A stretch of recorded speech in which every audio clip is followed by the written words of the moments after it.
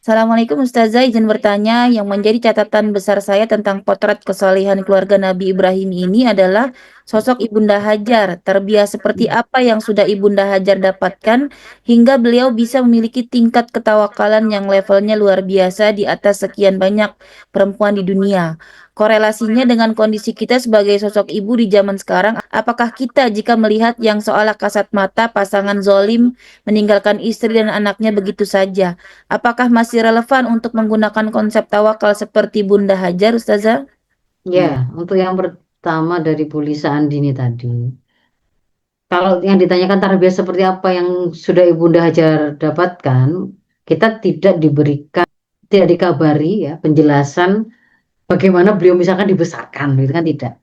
Tetapi bahwa beliau itu dididik oleh Nabi Ibrahim dan oleh Allah seperti yang tadi tersampaikan dalam kisah tadi itu ya. Itu kan sebenarnya juga bagian dari pendidikan yang beliau dapatkan, tarbiyah yang beliau dapatkan dari suaminya. Maka kita nggak nyari-nyari yang kita tidak memiliki info tentang itu. Kalau kemudian dikaitkan dengan kondisi hari ini, bagaimana beliau memiliki ketawakalan yang seperti itu? Lalu, apakah masih relevan kalau mau kita bawa kepada hari ini? Ketawakalan itu sebenarnya memang adalah kewajiban, begitu ya, yang diperintahkan kepada kita. Mau mau itu dicontohkan oleh Ibunda Hajar atau tidak, itu diperintahkan oleh syariah yang disampaikan oleh Rasulullah Muhammad. Dan itu bukan hal yang hanya melekat pada kondisi-kondisi tertentu, gitu. Karena tawakal itu sebenarnya melekat kepada akidah yang kita punya, keyakinan kita bahwa Allah adalah sumber dari segala sesuatu, awal dari segala sesuatu, pemilik dari segala kekuatan, pemberi pertolongan yang tidak terbatas atau dibatasi oleh dimensi waktu ataukah tempat ataukah apapun gitu misalkan. Itu adalah Allah. Melekat kepada keyakinan itu sebenarnya kemudian kita memiliki rasa untuk menyandarkan harapan terbaik kita, baik dan buruknya semua urusan kita itu di tangan Allah. Itu kan tawakal itu kan itu. Jadi dia itu melekat kepada akidah yang kita punya. Bukan melekat pada kalau kita miskin baru ada tawakal. Kalau kita menghadapi kesulitan baru ada tawakal. Tidak. Bahkan kalau dikaitkan dengan di mana posisinya kalau tawakal itu dalam ikhtiar kita. Dia itu sebelum kita berikhtiar sudah terus kita juga memiliki tawakal. Pada saat kita menyempurnakan ikhtiar kita juga diiringi dengan tawakal. Saya pada ikhtiar kita itu ada pada hasilnya selesai ikhtiar kita itu juga ada tawakal. Tawakal itu ada terus. Konsep tawakal itu bukan terus pada waktu ikhtiar kita tuh tinggalkan keyakinan bahwa yang memegang baik dan buruknya urusan saya ini sebenarnya itu adalah Allah, itu kita tinggalkan. Tapi semata-mata ini adalah urusan ikhtiar saya. Yang menentukan adalah semata-mata ikhtiar saya. Enggak. Pada saat kita melakukan ikhtiar pun sebenarnya secara amal hatinya, kalau amal ikhtiarnya itu kan amal fisik kita. Sementara kalau akidah itu kan amal hati. Tawakal itu kan melekat kepada akidah tadi. Dia juga amal hati, yakin bahwa Allah lah yang penggenggam baik buruknya urusan ini. Itu terserah Allah.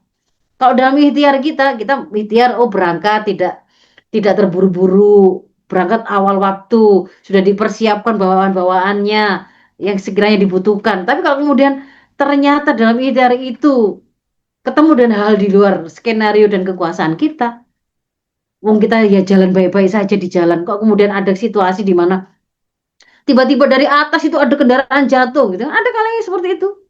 Orang itu kejatuhan dari jalan di atasnya jatuh ke atas mobilnya dia.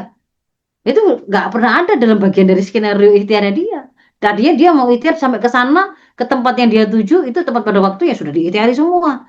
Dia sudah menggunakan langkah-langkah yang dalam hitungan ikhtiar yang bisa dia lakukan sudah dia penuhi. Tetapi kemudian ketika itu berkaitan dengan ada peristiwa di luar jangkauannya dia, berarti itu adalah qada Allah. Keyakinan dia, akidah dia mengatakan bahwa qada Allah itu apapun yang terjadi di dalam dunia ini adalah kerajaannya Allah.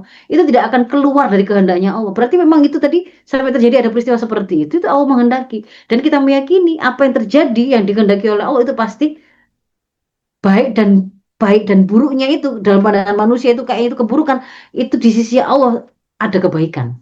Karena memang kita apa namanya, ibaratnya doa, kalau kita itu meminta lalu dikabulkan oleh Allah, maka itu juga kebaikan. Kalau misalkan kemudian Allah tidak mengabulkan apa yang kita minta, tadi kan kita minta bisa berangkat sampai selamat ke tempat tujuan. Ketika Allah tidak mengabulkan permintaan kita, tetapi kemudian Allah memilihkan mengabulkan ketentuan yang lain, itu kan sama-sama ketentuan Allah, mengabulkan permintaan kita atau tidak menyetujui permintaan kita, tapi dipilihkan ketentuan yang lain oleh Allah, dua-duanya ketentuan Allah, maka dua-duanya adalah kebaikan. Sehingga di sini kalau ditarik kepada kondisi yang eh, apa namanya ditanyakan, kalau misalkan kita melihat secara kasat mata ada bapak suami yang meninggalkan anak istrinya secara dolim, lah itu udah ketahuan gitu loh. Dolim itu kan sudah jelas toh, maksiat. Ranah ikhtiar kita itu diikat oleh keterikatan pada syariat. Kalau kemudian meninggalkan syariat, di situ ada kedoliman. Maka ya harus dikembalikan, gitu loh. Harus dikembalikan untuk taat kepada tuntunan syariat.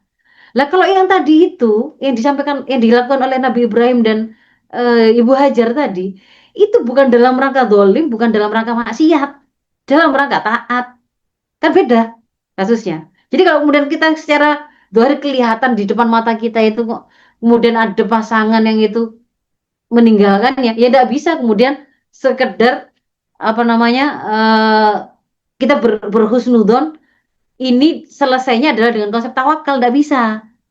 Sama dengan kayak gini lah ya, misalkan kalau hari ini kemiskinan yang ada di negeri ini itu kan kalau pakai Bank Dunia bisa jadi kemiskinan itu di atas 50%, bahkan 60%. Ketika kemudian kita apa namanya menasehatkan agar banyak bersyukur kepada siapapun, termasuk menasihati diri kita agar bersyukur dengan apa yang ada, itu sesuatu kebaikan.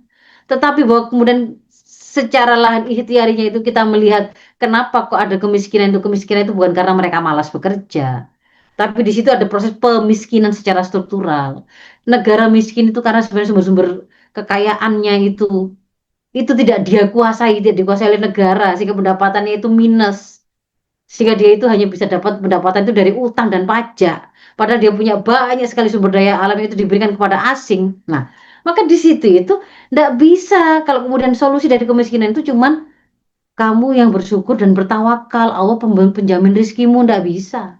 Karena ada lahan ikhtiarnya di situ yang kita tahu ada yang salah, ada pelanggaran syariat di situ, memberikan apa namanya sumber daya alam milik umum kepada perorangan baik swasta maupun swasta negeri maupun asing itu haram. Karena Rasul mengatakan masyarakat itu berserikat dalam air, energi maupun hutan dan seterusnya. Itu kan padang rumput dan seterusnya. Jadi di situ udah boleh ya diberikan. Nah, itu kan kasat mata melanggar syarat, maka dikembalikan pada pelaksanaan syariat. Maka juga dengan sama dengan itu tadi, kalau ada seorang suami meninggalkan istrinya nggak ngeramut, ya itu salah gitu loh, salah. Lah kalau tadi itu kan lain kasusnya Nabi Ibrahim tadi itu bukan dalam rangka dolim. Jadi kalau pada kondisi ketika mendapati kita itu pelanggaran syariat ya dikembalikan kepada tuntunan syariat itu seperti apa, dinasehati, disampaikan kepada keluarga besar yang kemudian harus meluruskan sampai kalau kemudian di sistem Islam sampai bisa dibawa kepada negara, itu dilaporkan pada negara. Gitu. Jadi tidak semata-mata menasihatkan konsep tawakal atau istri yang kemudian bertawakal bahwa tawakal itu dia wajib, tetap wajib itu melekat kepada akidahnya dia. Maksud dia nggak tawakal pada Allah, berarti dia menyandarkan kepada siapa harapan terbaiknya dia kalau nggak kepada Allah, ya kan pada Allah tetap.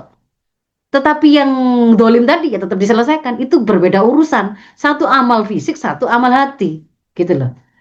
Mungkin semoga bisa dipahami.